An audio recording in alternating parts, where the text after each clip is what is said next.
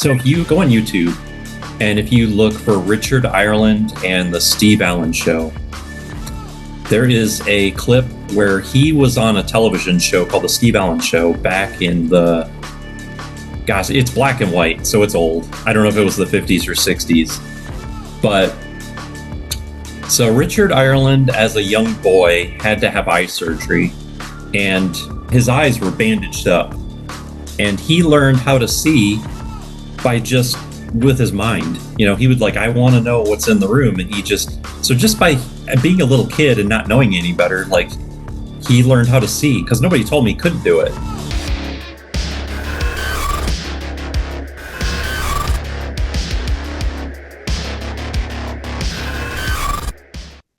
Welcome. I'm here with Sean Mahoney. Sean, welcome.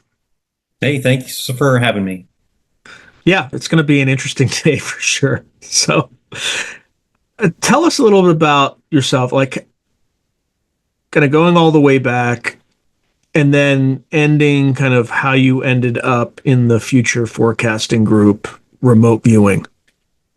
Okay, well, yeah, so I was born into a military family. My dad was in the Air Force, so I moved around a lot as a kid. I never lived anywhere longer than 5 years. Usually it was about a 3-year stint where we would stay someplace.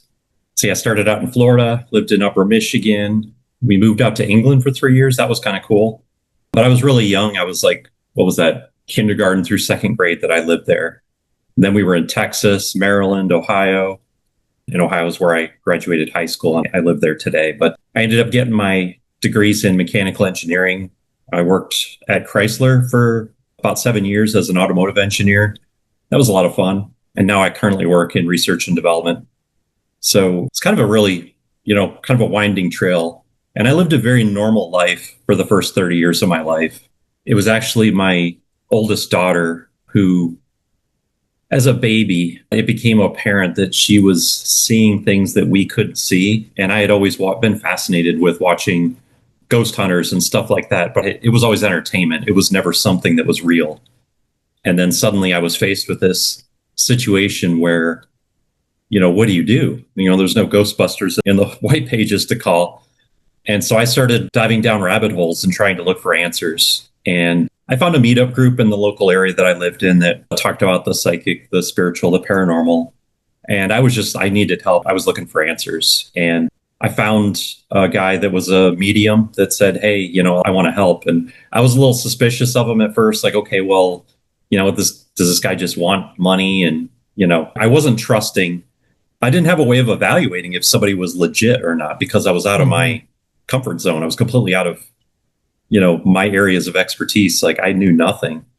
And so, but he struck me as a pretty down to earth guy. And, I was like, well, what do you want? And he's like, I don't want anything. I just want to help. And I was like, well, I feel like I got to do something. Let me put on a pot of chili. I'll have you for dinner, have you over for dinner. And he's like, yeah, cool. That's fine. So he walked around the house with me while my wife and daughter were, off somewhere else. And, he said, yeah, I think you've got two here. One's a younger male. Another one seems like she's an older female. And she's the one that's fixated on your daughter. Because my daughter was kind of being terrorized and we didn't know what was happening. And I said, well, that's great. I don't really care about the story. Just can we get rid of them? He's like, yeah, so he did his thing. And again, keep in mind, my daughter was 1. Kids that young do not understand. You can't sit down with them and tell them, hey, I'm going to get rid of whatever's bothering you. She just, kids that young, they respond to the stimuli in their environment. And again, she wasn't in the room when he did his clearing and, he did his thing and her behavior changed that night. And I knew, I was like, this is real. I need to learn as much as I can. And so I would go to this meetup group that met every 2 weeks, and I just was a sponge. I wanted to learn as much as I could. But because I have an engineering mind, when people would come in and talk about, crystals or I don't know, we talked about so many different things. They had guest speakers that would come in and talk about things. Some were a little bit more airy-fairy or, just trust what you get. But I liked remote viewing. When I learned about remote viewing, it was developed under strict scientific protocols at Stanford Research Institute. They looked at it like an engineering problem. They said, if there's information out there, there's a signal. And if there's contamination, there's noise. How do we increase the signal and reduce the noise to get better data? How do we verify that it's accurate? And I'm like, now you're speaking my language, you know? Mhm. So I learned remote viewing in 2012 from David Morehouse's book. To advertise on Through a Glass Darkly, email throughaglassdarkly@gmail.com. And there's only so much you can learn from a book, because if you have questions, you can't really ask the book any questions. You know, I read the book cover to cover, tried it, and I noticed right away, like, there's elements in my session that are oddly specific and relevant to the target. It's not a coincidence, but I didn't know how to improve. And so I was researching online and found that there was a lady by the name of Teresa Marshall Frisch who lived in my local area here in Ohio that did training. She was one of Lynn Buchanan's trainers. And so I got together with my wife and a couple of friends, and we took training from Teresa. And I was able to, understand more from her training, and started getting involved in the IRVA conferences and the Facebook communities. I met Gail Husick, who ran the Husick Group and was an actual private investigator that used remote viewing for clients that would come in and hire her for missing persons or lost or stolen jewelry, tough stuff like that. And so I did case work for Gail, and eventually I ended up getting invited to be a board member at IRVA. So I did that for a number of years and met Glenn Wheaton. I got trained up in HRVG methodology because I would see the work that Dick Allgaier was doing, and I just was always so impressed with his work. And the HRVG methodology was so different from the others. And I was like, I would really love to know how that works. And so through my work with, getting trained by CETA in HRVG and work that I got to interact with Glenn through the IRVA board, we got to be friends. And when Glenn came to me, so Glenn's he's such a great guy. He's retired and, he's just, doing his thing, but he's really passionate about remote viewing and consciousness and expanding our understanding of consciousness, coming up with new applications. And so, one of the things he noticed was that people get trained up in remote viewing and then they're just kind of, on their own to go figure out how to use it or how to practice, whatever. And it's kind of up to them to take it from there. And a lot of people we have very busy lives. It's a very fringe subject. It's not easy to get support or help from folks. And so he wanted to provide a safe space for people to get together, talk about remote viewing, continue to practice and build their skills, come up with ideas for advancing the field, that type of stuff. And so on Sundays, and future forecasting was starting to train people in the HRVG methodology. And so he wanted a place where people in HRVG methodology could have that space to come together. And so he asked me if I would be interested in helping him mentor and coach these new trainees. And I was like, yeah, I'd love to. That sounds great. So on Sundays, we would meet on Zoom, and I would come up with practice targets. And so these new folks to remote viewing would do their work, submit it to me, and I would do analysis on it to show them, especially when you're new. You're kind of like, man, I don't really know what I'm doing. I don't even know if I'm getting the right stuff because you're telling me my target was, the Washington Monument, but I'm drawing missiles, And then, so me as the analyst would say, well, gestaltically, that Washington Monument looks like a missile. It's tied to the government, and it's out in the open on a, like a missile on a launch pad. I can see how your mind would relate to that. So I would do the analysis and I would show people, hey, you had sight contact. You were in the playground. You had data that was relevant to the target. And they're like, oh, I didn't see it before, but yeah, now I see it. And so Dick Allgaier was a part of that group as well. And he saw the analysis I was doing. And at the time, Future Forecasting had just hired Courtney as their analyst for crypto targets, but they didn't have an analyst for all the other woo targets and, geopolitical targets, stuff like that. And so Dick said, hey, how would you like to come do analysis for us and get paid? And I was like, man, this is awesome. Like, pinch me, am I dreaming? This is so cool. So I came into Future Forecasting as the analyst and, got to do some moderation for the segments when Dennis went off to start the podcast, that was out of my comfort zone. I'm not really the personality to do that type of thing. So I apologize to everybody out there that was watching my work and like, I don't know if this guy's the right person for that, but I did the best I could. I had a lot of fun doing it. So after doing the analysis for a while, they said, well, Sean, you're a viewer too. Why don't you do the crypto and financial targets as a viewer? And we can get an extra, set of data. And I was like, hell yeah. So I did remote viewing on the crypto and financial targets as well. And so I've been doing the analysis, the crypto viewing, and all that stuff. It's been building over the years, and I've been here it's been over 2 years now. But after a while, I was like, man, all I get to do for these guys is the crypto and financials. And if you've seen my work, I don't like those targets anymore because I constantly get like kind of creepy data. But I get to see them doing the really fun stuff, And so remind me to drill down on when you say really creepy data. We need to drill down on that later. Okay. Yeah, happy to do that. But keep going. We'll come back. Okay. But yeah, I reached out to the team and I was like, because Courtney had to put in her resignation because she, her situation changed. And I was like, oh man, I don't want to switch over to doing all the analysis for the crypto targets. Like I want to do more viewing. And there's nothing wrong with analysis. I love doing it. It's just that as a viewer, I see the guys getting to play in the mud and I want to play in the mud too. So, so I approached them. I said, guys, I would really love to do more viewing. And if we can maybe have someone else step in to do the analysis, like I would love to do that. And I said, I'm happy to do the analysis as long as I have to. And so they said, well, we've been thinking about standing up another team, and this is actually a good opportunity to do that. And they had found you, Sean, through the interviews you did with Edward and all that. So it just, the stars aligned, and they said, hey, let's try this out. So I think this week is our first debrief.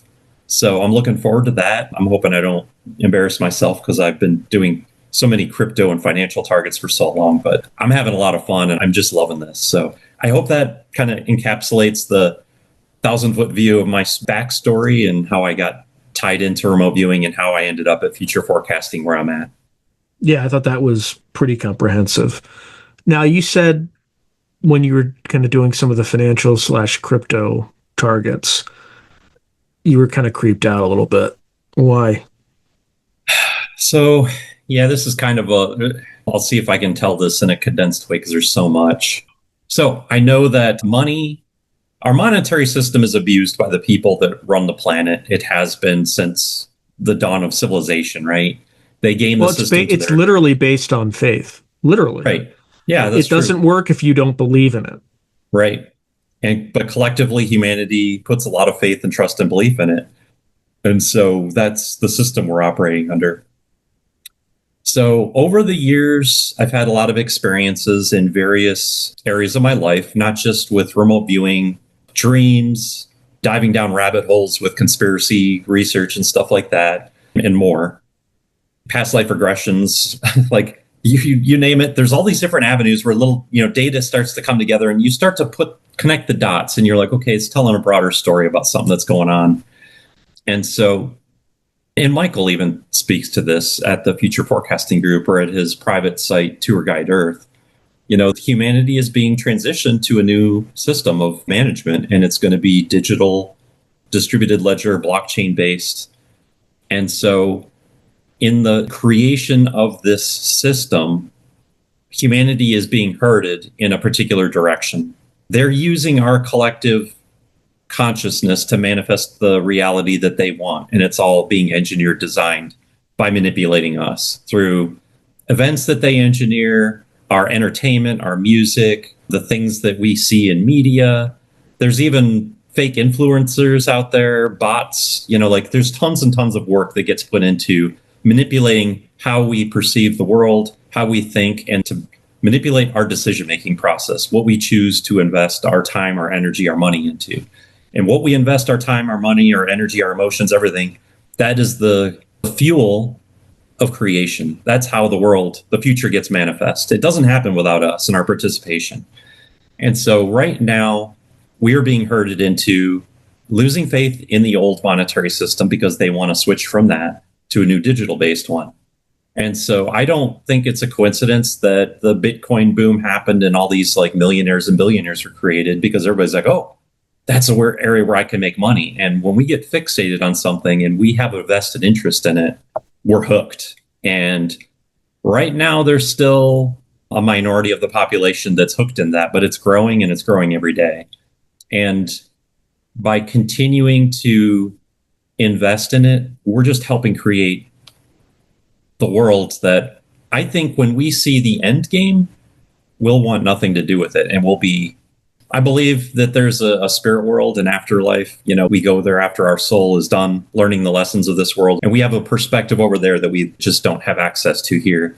And I think that when we get over on that side, we're going to look back at the things that we did to help create the world that we're creating. And we're going to be like, oh my God, I can't believe I can't believe I was a part of that. And so, but we have different priorities over here because we're limited and we need money to live. We need money to be able to do things. And we see people with more money than us and we're like, I want that. And we look for opportunities like, where can I get to that? And right now it's being shown as, hey, this is the opportunity. If you want that, you go to this. And we're just being funneled in that direction. So when I do these remote viewing sessions on crypto and financials, I'm always blind. The data that I get is just constantly disturbing. When I first joined future forecasting, Bitcoin was in the $20,000 range. It was less than 30K. And I saw the amazing work of the remote viewers. I mean, these guys are the best of the best in the civilian world that I am aware of. And their data, Michael's, direction of, hey, this is the system that's being engineered. All that was pointing to, hey, man, if you want to make a lot of money, put it in Bitcoin and these other cryptos, right? Now, I'm just like everybody else. I want to live a good life. I want to have money to be able to do things. I'd like to be able to retire early so I can do things that I want versus working in the slave system that we're set up to work in. However, I'm also a very spiritual person. I have developed a spiritual practice in my life where if I have a big decision to make, I meditate on it, I'll pray on it, I'll do dream analysis on it. I have all kinds of I'll ask God for signs, and I just have these weird coincidences that happen. And it's like, that's a freaking sign. That's an answer to my question. I can't deny that. By the way, that's an experiment everybody should try, because when you try that experiment, you get some really freaky results. Mm-hmm. Yeah, absolutely.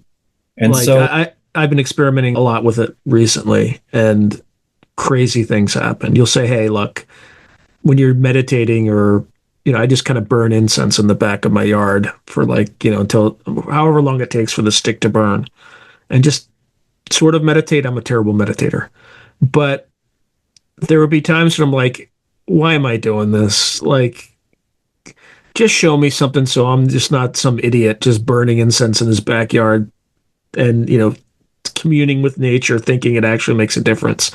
And like instantaneous, a raven will fly over, will look down, will land on a tree right across from you and squawk at you and then fly right back over your head. It's just like, yeah, I'm here. What's up?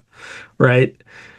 Again, could it be a coincidence? Yes, it could always be a coincidence, but it's uncanny if you try these experiments. Anyway, I didn't mean to interrupt. No, you didn't. In fact, that's a very great example of kind of the things that I'm talking about. I mean, yeah, you can explain each one of these away as a coincidence, but once you do it enough times and it keeps on happening, you get enough of a data set behind you that's like, okay, that many times in a row, it's not a coincidence anymore. So it's a very deeply personal experience that it's just for you. It's not to prove it to anybody else. And I think it's designed that way.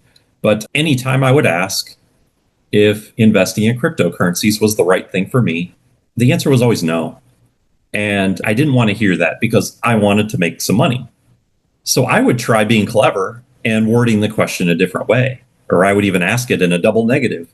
And then the opposite would be the answer. But it always led to the same thing, like, no, Sean, that's not for you. No, don't do that. That's not your best interest. And so eventually I had to just resign to, okay, well, I live a good life. I live a comfortable life. I'm not wealthy, but everything that I need is taken care of. And I just have to trust that God's going to take care of me. And I've just kind of let go of that. But there's still a part of me that's like, man, I'd like to make my millions too. But, it is what it is. But again, and this happened over the course of time. And as I got more session work under my belt and I would see the feedback of, hey, this blind session you did, this is what it was. And it's like, I don't really want to invest in that anyway, man. I don't want to be a part of creating that. Like, I want no part. And even if it's just a little bit of energy in helping create that future, I don't want my energy to be a part of that. So it's hard because so many of my friends are invested in it. And it's like, I don't want that for them. But at the same time, I'm not in charge of them and I shouldn't be. So I have this human mind of like, what I want and what I need. And like there's a spiritual part of me that's just like, hey, just let it go. And so I'm constantly like in that space, struggling in that. It's easier now than it was before, but yeah. So again, that's a kind of a simple answer to a really complicated subject, but that's kind of where I'm at right now. Yeah, I think for folks who are apprehensive about it, you may not believe in crypto, but crypto believes in you. Like it's coming regardless. And my opinion about your experience, and this is just my opinion, is for whatever reason, in this life, if you would kind of invested in crypto, you probably wouldn't have the motivation to do things that you're supposed to do. Whereas for me, I have no hesitation about, again, I only got into it recently. I waited for a very long time because analytically, I wanted to make sure that there was a winner so that whatever I put in wasn't wiped out. And I still put in enough that if it was wiped out, it wouldn't really, it would bother me, but it wouldn't be something that was unrecoverable. So I only started investing in it about 3 months ago. And again, I went very safe as well, whatever, there's no real collateral behind it. So you're taking a risk. But I invested in mostly in Bitcoin and a little bit of Ethereum, and it's up 15% since when I invested. But I think part of it is much of my life struggle has been up to this point. And having enough wealth to be able to do what I think I'm supposed to do is a requirement. And I'm not there yet. So I think this might be the thing that just, because some people, if they become, extremely wealthy, would just become used, like they would just stop working. I would double down on my YouTube channel and all the other things that I would actually have time to spend to learn remote viewing and things like that if I had more wealth. So I think it just depends on what your life path is. I also think, though, that you're right, that this is going to lead to a tighter kind of network of control. But I think the offset is what you're doing on the spiritual side, remote viewing and things like that. So while information can be controlled through the digital realm, they can't stop you from using natural human abilities to really figure out what's going on, right? So I think being able to balance the two is what most people are going to have to do. So the people who don't know about this other realm or have been psyoped into not believing in it, well, they're kind of screwed. And I think your role and my role is to convince people that it's real. Yeah, it's like I was saying, it's a deeply personal decision that everybody has to make. I would just urge people to, I guess, seek your own guidance and make your decisions accordingly. And none of us have all the answers. We're all just trying to figure this place out. So I'm not going to sit here and tell you that I know the absolute truth. I know the guidance that I'm getting, and the message seems to be clear to me, but I know that that's my message, that's my direction. Right. And, it doesn't mean it's everybody else's. So yeah, just follow your own guidance. And I would just say, if you get an answer, do your best to honor it, because in my life, whenever I've ignored that little voice, it's often some of the biggest regrets I've had. So I'm trying to learn that lesson too. And there are times when I follow that voice, even though I don't want to. Yeah. And it's still miserable, but I trust that there's a point behind it, right? Yep. Well said. So we'll see. We'll see what happens with that. All right. So how long have you been remote viewing? How many years? Yeah, I learned in 2012. So we're at 13 years now, and it's been a wild ride. Like I said, I learned David Morehouse's CRV methodology first. Lynn Buchanan's was very, very similar. There's a couple differences. They're basically the same because they learn the same technique. It's the same technique. I think the Morehouse calls it coordinate remote viewing. Yep. Lynn calls it controlled remote viewing. It's probably related to some copyright thing. But what are the differences? For me, they were pretty much functionally the same. But what differences did you notice between the two? Some of the biggest differences were how they do ideograms. So in the beginning of CRV, you draw squiggly lines. It's just a reflexive mark that your nervous system makes on the page. Yeah. The signal line. Yeah. And when you're probing that ideogram, David Morehouse has you, it's sort of a free, like the shape of the ideogram makes no difference. And when you're probing it, you're getting information. You're just reading the signal line. Under Lynn Buchanan's methodology, the shape of the ideogram has meaning. It's like a shorthand communication that can imply whether you're looking at a structure, a life form, water, something energetic. And I think in Paul Smith's, the shape also has meaning, but it's a more literal, like you're getting almost a little sketch of something that's at the target site. But it's been a really long time since I've read up on Paul's methodology. So forgive me if I'm getting that wrong. But they were all trained under Ingo Swann's methodology. Yeah, and I think part of the confusion is that because they'll get into arguments. I mean, I've been at IRVA conferences where things are getting heated because they're talking about the differences in ideograms and who's right and who's wrong. And I think what Ingo Swann did is he recognized that everybody is a little bit different. They learn differently.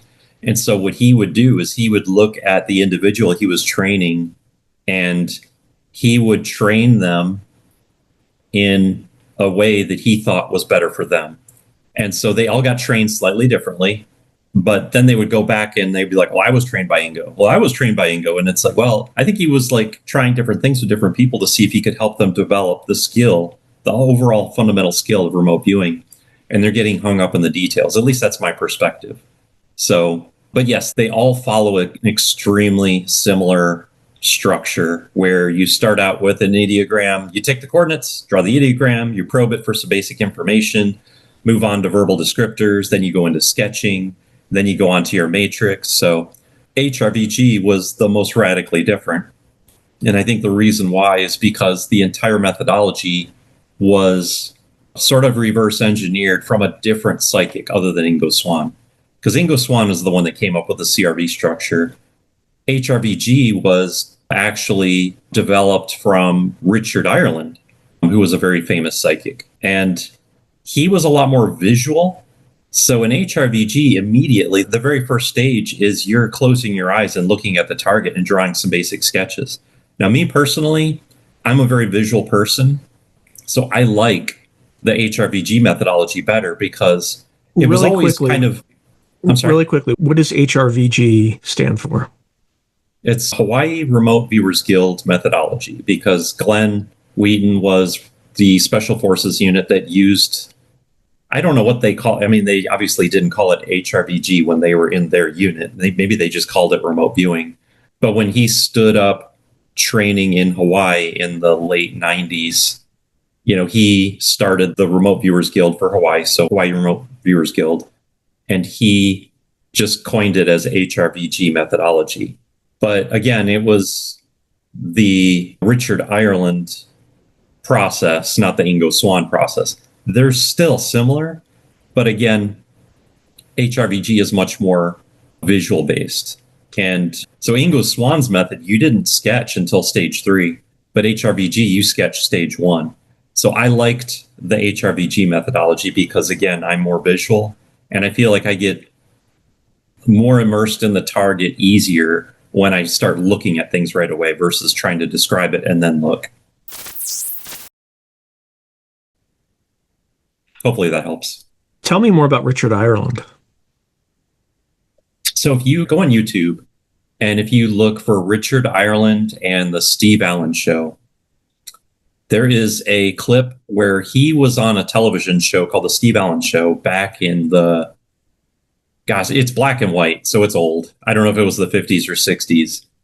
But so Richard Ireland, as a young boy, had to have eye surgery, and his eyes were bandaged up.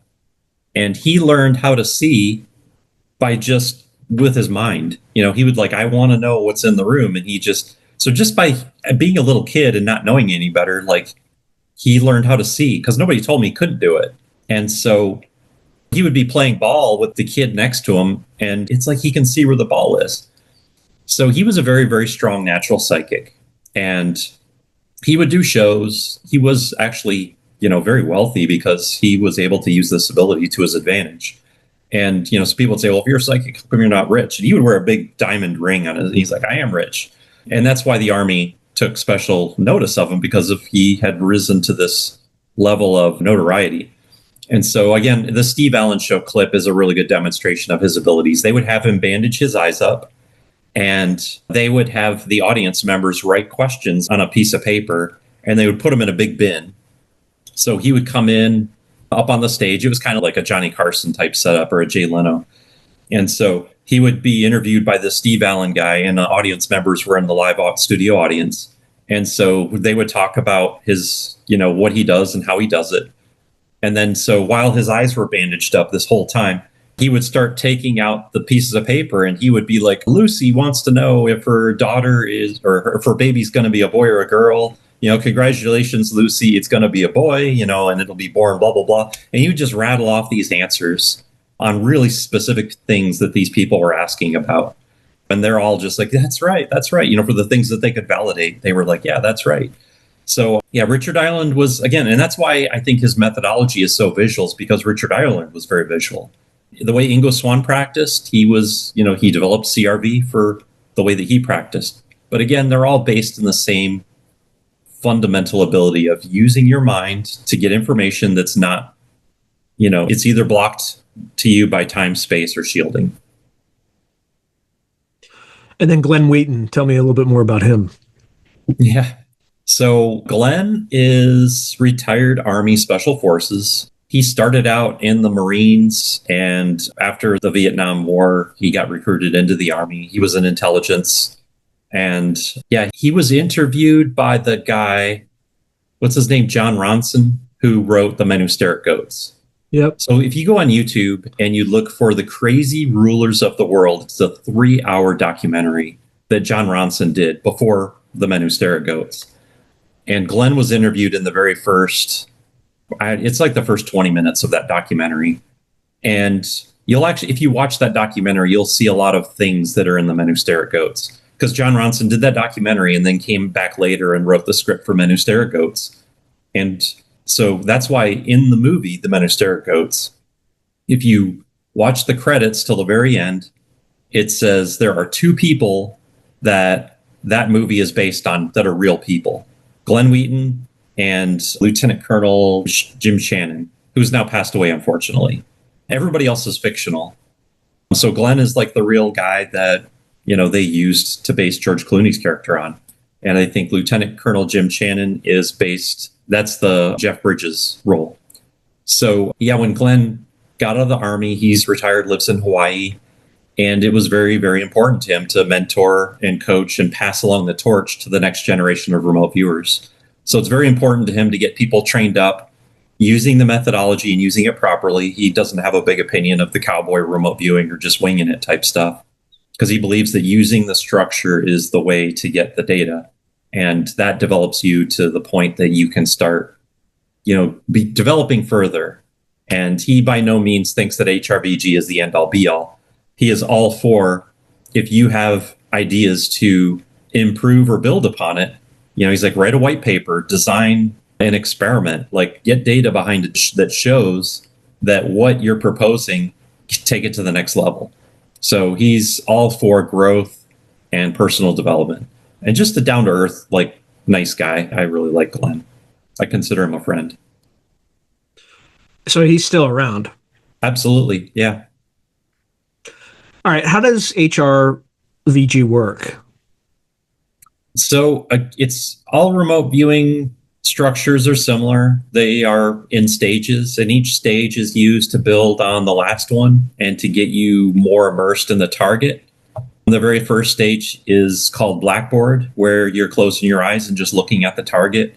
And you're not, especially right out of the gate, you're not going to get perfect sight clarity. A lot of times I'll get metaphors if you've watched my session work on the cryptos, I will get strong likenesses for the logos in my first couple visual ideograms, but it's never a literal representation. Like, for example, for the Leo crypto, it's like a lion's head, but with like a pattern to kind of capture the lion's mane. And when I closed my eyes, I saw a pattern that looked like that. But to me, it looked like if you throw a baseball at a window and you crack the glass and it fractures in several rings, and the cracks go out. And I'm like, that's what it looked like to me. So I drew that type of pattern. Now, obviously, the Leo logo isn't broken glass, but when you look at the Leo logo with my visual ideogram, it's like I can see the similarities. It's very, very apparent. There was like a small crypto called grass. And my very first visual ideogram was just rolling plains of green pasture, lots of grass. So a lot of time the visuals you get will be metaphorical or relate to the target. But again, it's not like you get perfect sight clarity right away. So the very first stage is just getting visual data. The second stage of HRVG methodology has you doing something very similar to the very first stage of CRV, where you're drawing squiggly line ideograms. But there's another part of that stage. It's like that's page A, and then on page B, you're probing those ideograms in a matrix we call Playfair. And in Playfair, you have like a grid matrix. And in the first column, you're getting sights. The second column, you're getting sounds. The third column, you're getting smells and tastes. The fourth column, you're getting textures. And then in the last column, you're getting, temperatures is the fourth column. And then textures is the fifth column. And what I like about that is in CRV, you're just probing, you're probing ideograms and your subconscious is giving you information. So I might touch my pen to the paper and say, all right, subconscious, give me some data. When I touch my pen to the paper, that's the cue. You touch your pen, almost like when you put the needle on the record player down on the record and it starts playing the music. You put your pen on the paper and then your mind starts playing the movie or the sound or whatever it is. And so you'll be like, okay, I'm getting a visual of a round disc, or I'm getting a sound of scratchiness, or you just start describing. So what I really like about Playfair is it forces you to say, all right, subconscious mind, I want a visual here. Now, all right, I want to listen to it. I want to smell it or taste it. So you're forcing yourself to go through all the senses versus in CRV where it's a little bit more free structure. You're just getting what comes to you. So if you're naturally visual, you're going to favor visuals. If you're naturally kinesthetic, you're going to be getting the textures and the feeling type stuff. So it forces you to exercise all of your senses. And I think that builds a stronger remote viewer. When you go into S2 NEMO Playfair, NEMO stands for Neuro Interrogation Mask Overlay. And what I really like about it is it's built on NLP, which is neuro-linguistic programming. People that interrogate, suspects in law enforcement, a lot of times they'll learn neuro-linguistic programming. And that's like, if you're looking up and to the left, you're trying to recall something. But if you're looking up and to the right, that's a cue that you're fabricating something. And so they'll look for these cues to tell if a person is lying or not. It's not like a guaranteed, like, oh, that person's lying. They looked up and to the right. They're just indicators. And then you're using your gut and other clues to help you determine, okay, this person might be lying here. But neuro-linguistic programming is based on, I guess, the rules of the nervous system. The body naturally has these things that it goes to as indicators. And so you're tapping into those natural pathways to leverage it to get better data.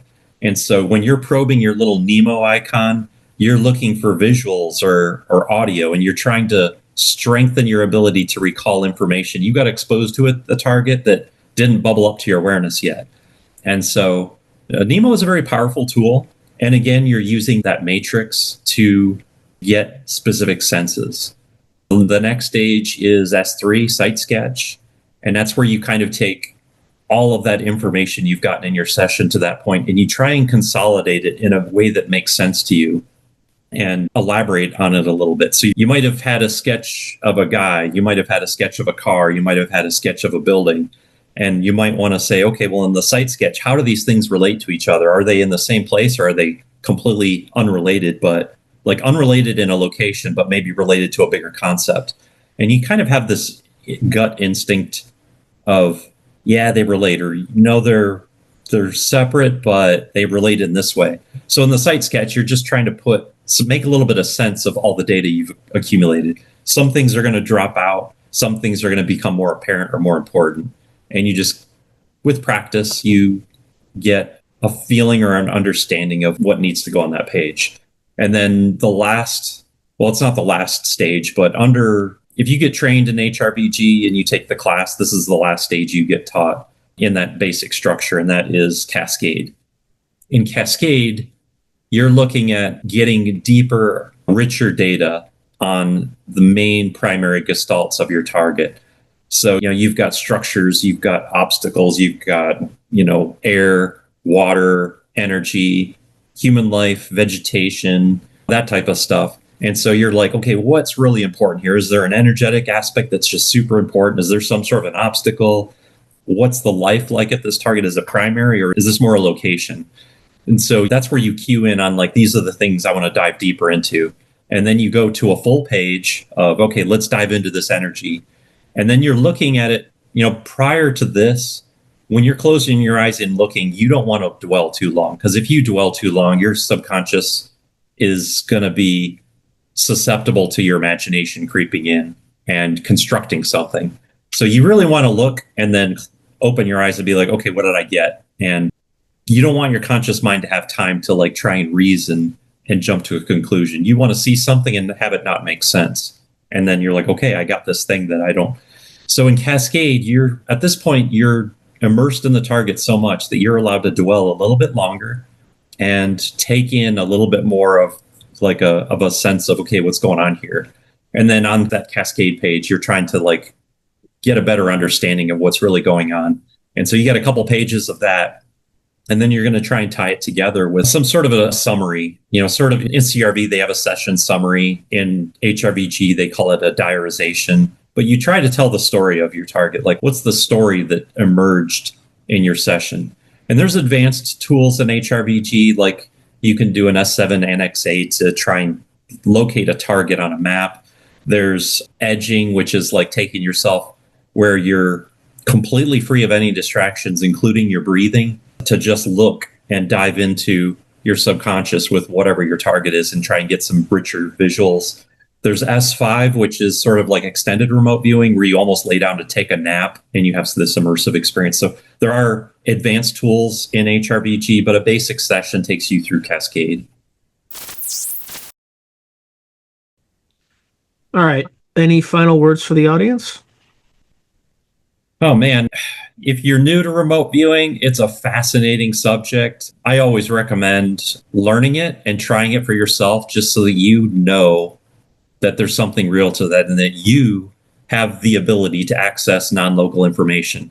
I like to say it takes maybe an hour or two to learn, but it takes a lifetime to master. So, but right away, people that learn it, you're going to get some like indicators, okay, something was happening there. And it's just really cool because it proves to you that you are more than the physical.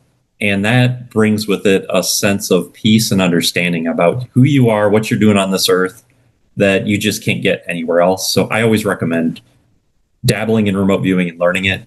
And if you do, I recommend getting a community, because just learning it and being left on your own, it's going to leave you with questions. And it's cool to have a community of people that are also understanding, because it's not a mainstream subject and it's not something you could just talk about with anybody.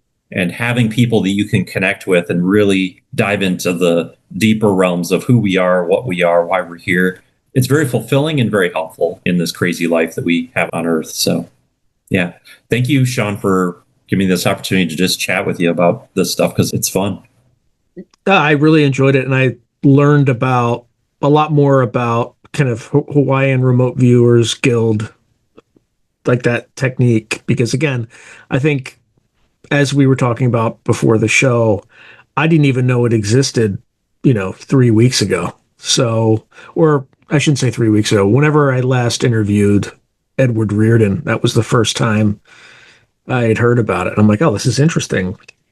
How's it different, et cetera? Because there's a lot of techniques out there that even, I know a lot about remote viewing, but some of them are pretty new to me. So Yeah, and I'm sure you've probably told your audience, but yeah, with Sean coming on board to future forecasting to Yep. be our analyst and our moderator, we're going to get to have him run our debriefs, and he's going to really get to learn more about remote viewing here. And I think, just having interacted with you a few times, I've enjoyed our conversations. I think it's going to be a lot of fun. So, Well, and the other thing that I should tell this story because I don't think I've told this to the audience.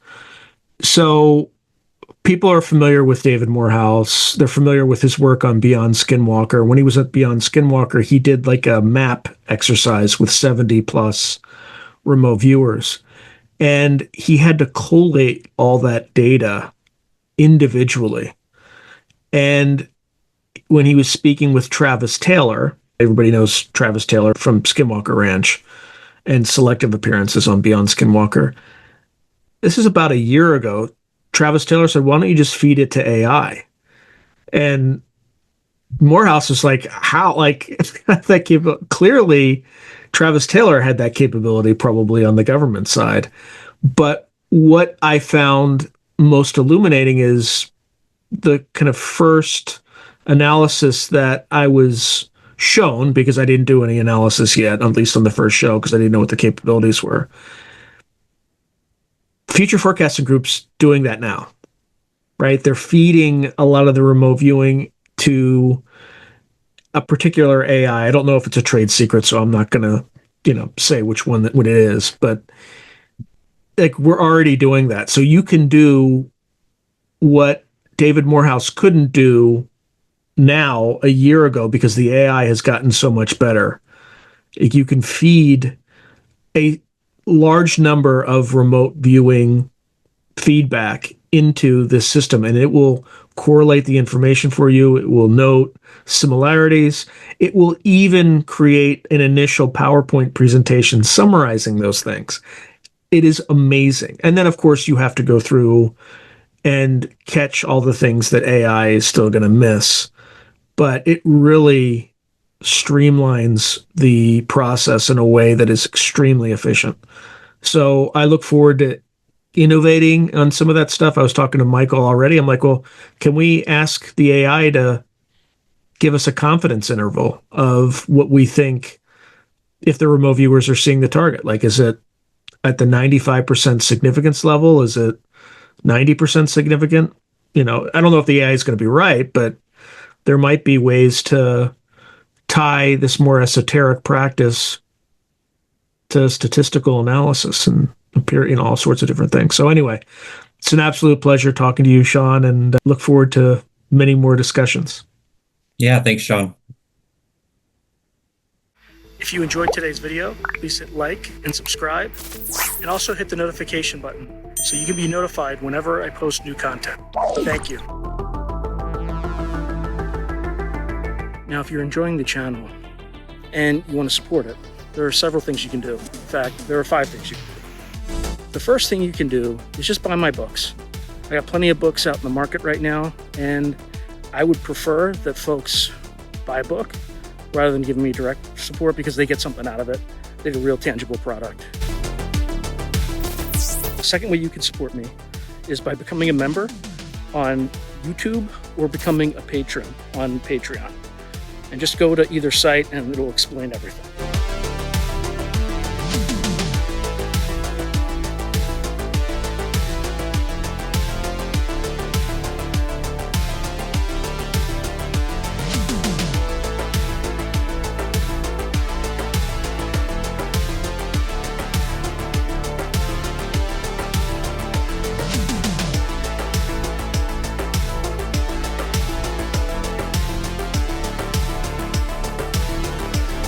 The third way you can support the channel is by checking out my merch site,